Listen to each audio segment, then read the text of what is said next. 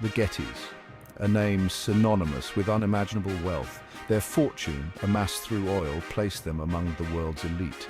J. Paul Getty Sr., the family patriarch, was a man of immense power and even greater frugality.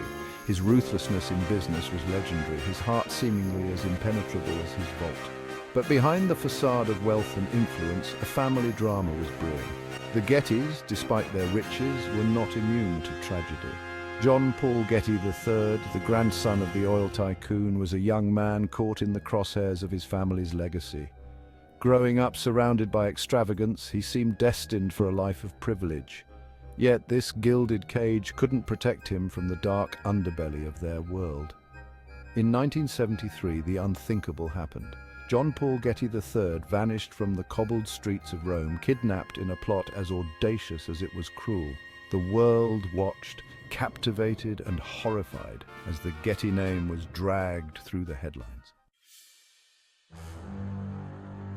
The eternal city Rome, with its timeless beauty and vibrant energy, became the stage for a shocking crime. John Paul Getty III, just 16 years old, was snatched from Piazza Farnese in the dead of night. He had been living a bohemian life, embracing the freedom of anonymity.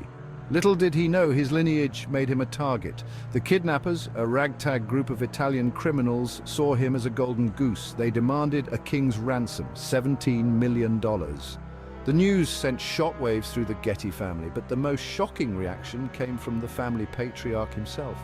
J. Paul Getty Sr., a man who counted every penny, refused to pay. His reasoning was chilling in its pragmatism. Paying, he argued, would only encourage future kidnappings of his other grandchildren. Newspapers around the globe splashed the story across their front pages. The world watched in disbelief as J. Paul Getty Sr., a man drowning in wealth, refused to pay for his own flesh and blood. His stubbornness was baffling. His heart seemed as cold as the oil that fueled his empire.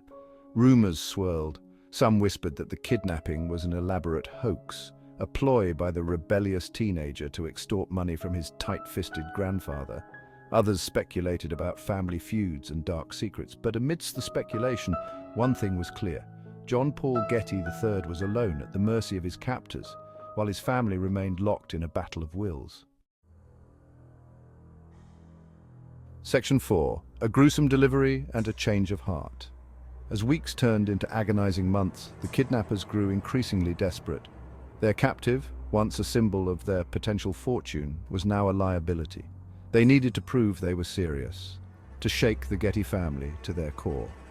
Their method was brutal, shocking in its depravity.